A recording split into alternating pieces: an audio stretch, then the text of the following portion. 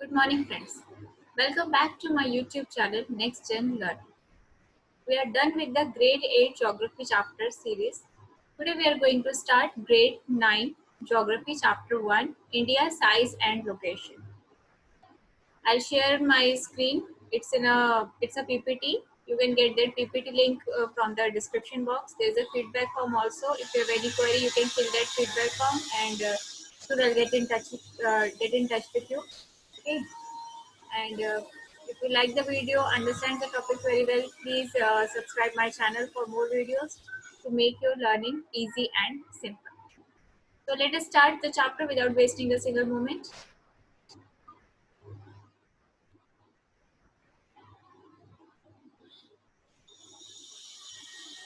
Here we go. Our chapter name is India size and location. So I hope you understand that in this chapter we are going to learn the location, physical factors of India, our own country. India is one of the ancient civilizations in the world. It has achieved multifaceted socio-economic progress during the last 5 decades. It has moved forward, displaying remarkable progress in the field of agriculture, industry, technology, and overall economic development. India has also contributed significantly to the making of world history. Indian civilisation is also one of the ancient civilisation of the world means हमारे यहाँ पे basically हम बोलते हैं Mesopotamian civilisation, Chinese civilisation, right. So Harappa civilisation, Indian civilisation is also part of ancient civilisation.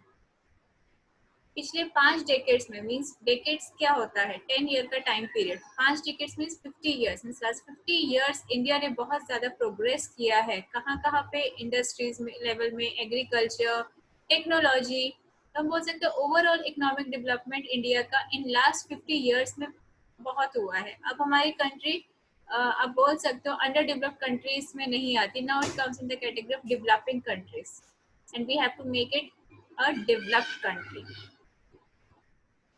Location: India is a vast country lying entirely in the northern hemisphere.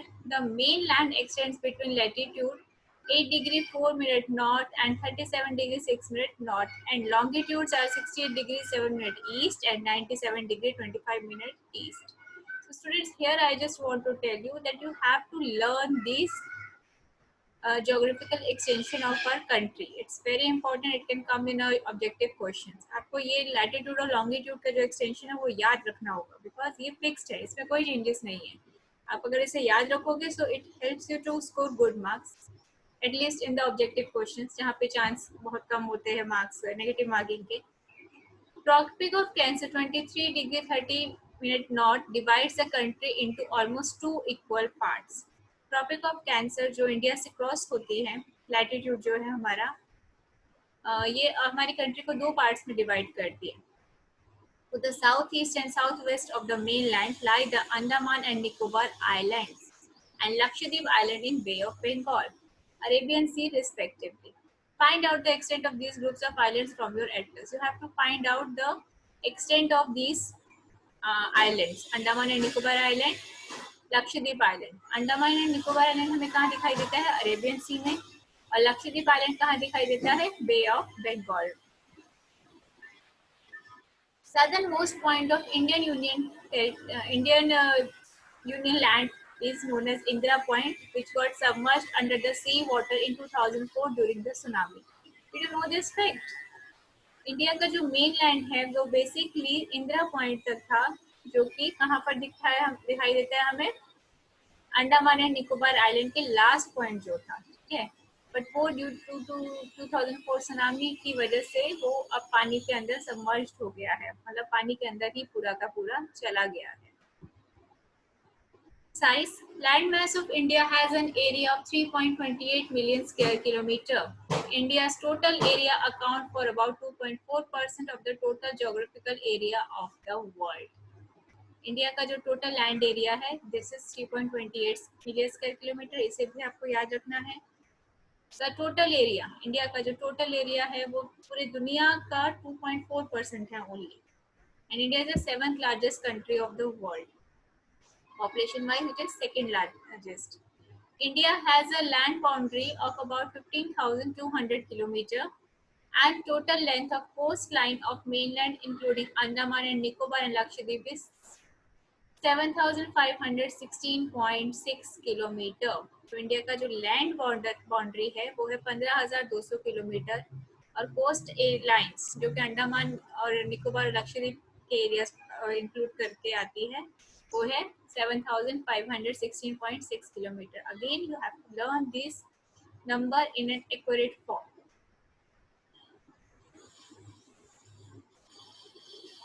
Now we are going to discuss its geographical factors also. India basically covers mountains in the northwest, north and northeast. South of about 22° north latitude begins to taper and extends towards the Indian Ocean. Divide it into two seas, Arabian Sea on the west and Bay of Bengal on east. India में हमें ऊपर की तरफ दिखाई देते हैं mountains, Himalaya mountains जो कि नॉर्थ वेस्ट में भी हैं और नॉर्थ ईस्ट रीजन में दिखेंगे। साउथ इंडिया की तरफ ये जो है एकदम टेपर फॉर्म में मीन्स नीचे आके ये कम ज्वाइन हो जाता है, ईस्ट और वेस्ट नीचे आके एकदम ज्वाइन करते हैं और इंडियन ओशन को दो सीज में बांटते हैं, अरेबियन सी वेस्ट में और बे ऑफ बंगाल ईस्ट में। Latitude and longitudinal extent of mainland is about 30°. Despite this fact, east-west extent appears to be smaller than north-south extent. इसके अलावा ईस्ट-वेस्ट का जो रीजन है वो नीचे तक आते आते आते स्मॉल हो जाता है, जबकि नॉर्थ-साउथ का जो है वो क्या है,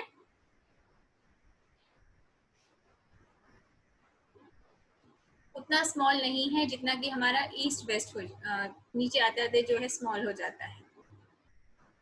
from Gujarat to Arunachal Pradesh is a time lag of 2 hours. Gujarat से अरुणाचल प्रदेश का जो टाइम ड्यूरेशन है उसमें 2 घंटे का डिफरेंस है। अरुणाचल प्रदेश इंडिया का वो स्टेट है जहाँ पे सूरज सबसे पहले उगता है, तो इसलिए वहाँ पे सुबह भी 2 घंटे पहले होती है। Hence time along the standard meridian of India 82° 30' east passing through Mirzapur is taken as standard time for the whole country. Latitudinal extent influences the duration of the day and night as one moves from south to north. Latitude की वजह से हमारा जो है day time हम लोग जो है एक ही चूज करते हैं जो हमारा मिर्ज़ापुर से जो IMD के द्वारा दिया जाता है, हम उसी टाइम को फॉलो करते हैं।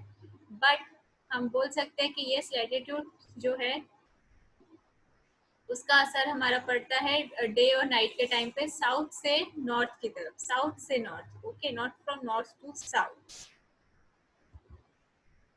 India and the world. Indian landmass has a central location between East and West Asia. India is a southward extension of the Asian continent. The trans-Indian ocean routes which connect the countries of Europe in the west and countries of East Asia provide a strategic central location to India. Note that the Deccan Peninsula protrudes into the Indian Ocean, thus helping India to establish close contact with West Asia. So how India is related to the rest countries of the world. India basically जो है east और waste Asia के central में आता है और Asian सब continent में अगर आप देखो तो साउथ की तरफ जाता है। तो इंडियन ओशन बेसिकली कनेक्ट करता है यूरोप से और आप बोल सकते हो ईस्ट एशिया से इंडिया को, ठीक है। इसलिए बेसिकली ट्रेडिंग पुराने टाइम पे सी रूट से ही होती थी इंडियन ओशन के through. Deccan Peninsula protrudes into the Indian Ocean. Peninsula, I hope you know, landmass which is surrounded by water bodies from three sides. So India south से peninsula shape में आ जाता है क्योंकि वो तीन साइड से पानी से कवर है ऐसे, ठीक है। तो उसके साउथ में क्या आ जाता है इंडियन ओशन, राइट में क्या आ जाएगा बे ऑफ बंगाल और लेफ्ट में क्या आ जाता है हमारा अरेबियन सी, ठीक है। तो इसीलिए इंडिया का साउथ पार्ट जो है उसे हम पेनिसुला बोलते हैं और इसके थ्रू जो है वेस्ट एशिया, अफ्रीका, यूरोप ये लोग हमारे इंडिया से कनेक्ट करते हैं। No other country has long coast line on Indian Ocean as India has Indian. Asian countries में इंडिया ही एक ऐसा कंट्री जिसका कोस्ट लाइन सबसे ज्यादा लंबा है। कोस्टल लाइन मीन्स वो एरिया जो समुद्र के पास है, जमीन का वो एरिया जो समुद्र के पास है। India extend in standard time, you can see from the map, and this map you can get in my PPT also. India on international highway of trade and commerce, इसका भी मैप वेरी इंपॉर्टेंट है आप लोगों के लिए, world map exam में आ सकता है। तो आपको पता होना चाहिए कि इंडिया किस कौन सा रास्ता यूज करता है बेसिकली ट्रेडिंग करने के लिए, अपना माल इंपोर्ट करने के लिए या एक्सपोर्ट करने के लिए। ठीक है। इंडियन कल्चर हमारा जो है बहुत पुराना है और उसी से हमें पता चला है कि हाँ हम लोग पुराने टाइम से ही लैंड रूट और समुद्र के रास्ते से व्यापार करते आ रहे हैं। Various passes across the mountains in north have provided passages to the ancient traveler while the ocean restricted such interaction for a long time. जब तक बड़े बड़े जहाज नहीं थे या नाव नहीं थी तब तक हम लोग समुद्र के रास्ते व्यापार नहीं कर पाते थे, इसलिए पहाड़ के रास्ते से हम व्यापार करते थे। हमारा सिल्क रूट वगैरह ये चीज़ हमें बताता है। These routes have contributed in the exchange of ideas and commodities since ancient times. In roots के थ्रू, लैंड रूट और सी रूट, इनके थ्रू हम लोग अपने आइडियाज, सिर्फ सामान ही नहीं, अपने आइडियाज भी एक्सचेंज कर सकते थे। Ideas of Upanishad and Ramayana, the stories of Panchtantra, Indian numerals, and the decimal system thus could reach many parts of the world. Just because of this routes, land route और sea route, हमारे India का उपनिषद, रामायण, पंचतंत्र की कहानियाँ, ये सब चीज़ें दुनिया के दूसरे हिस्सों में भी जा पाई है। Spices, muslin and other merchandise were taken from India to different countries. India के मसाले वर्ल्ड फेमस है, स्पेशली साउथ इंडिया से जो मसाले हम लोग क्या करते हैं, एक्सपोर्ट। तो हम लोग बेसिकली सी रूट के थ्रू अब जो है एक्सपोर्ट करना शुरू कर चुके हैं। Other hand, influence of Greek sculpture and the architecture styles of dome and minarets from West Asia can be seen in different parts of our country. यही नहीं कि सिर्फ हम एक्सपोर्ट ही करते हैं, इम्पोर्ट भी करते हैं। हम लोग वहाँ दूसरे कंट्रीज के स्कल्पचर्स, आइडियाज, टेक्नोलॉजी, ये सब चीज़ें अपनी कंट्री में भी लेकर आते हैं। बेसिकली हमारे यहाँ पे आप देख सकते हो वेस्ट एशिया स्टाइल के ग्रीक स्कल्पचर्स, मीन्स ग्रीक की मूर्तियाँ आपको दिखेंगी हमारी कंट्री में। India's neighbors. India occupies an important strategic position in South Asia. India का सबसे इम्पोर्टेंट आप बोल सकते हो साउथ एशिया में इम्पोर्टेंट प्लेस है। India has 28 states and 8 union territories. Okay, this is according to latest data. India shares its land boundaries with Pakistan and Afghanistan in northwest, China, Nepal and Bhutan in north, and Myanmar and Bangladesh in the east. यहाँ आपको India के neighbouring countries के बारे में बताया जा रहा है और ये आपको मैप में भी आ सकता है कि आप हाईलाइट करो इंडिया के 5 neighbouring countries, land lock neighbouring countries जो कि जमीन के रास्ते से हमसे जुड़े हुए हैं। Southern neighbours across the sea coast of two islands countries namely, कौन कौन से आ जाएंगे हमारे समुद्र के रास्ते से अगर आप बोलो तो श्रीलंका आ जाता है, हमारा म्यांमार वगैरह आ जाता है। Southern neighbor across sea consists of two island countries named Sri Lanka and Maldives. Sri Lanka is separated from India by a narrow channel of sea formed by the Park Strait. पाक straight के through समुद्र के रास्ते से श्रीलंका और India जो है आपस में कनेक्ट है। देन गल्फ ऑफ मन्नार जहाँ से मालदीव आइलैंड्स हमारे लक्षद्वीप आइलैंड में दिखती है, कनेक्टेड है वो भी। India has had strong geographical and historical links with her neighbors. India अपने पड़ोसियों के साथ उसका बहुत ही बोल सकते हो स्ट्रॉन्ग जोग्राफिकल कनेक्शन है, मतलब किसी ना किसी फॉर्म में वो एक दूसरे से कनेक्टेड है, लैंड रूट से या आइलैंड से।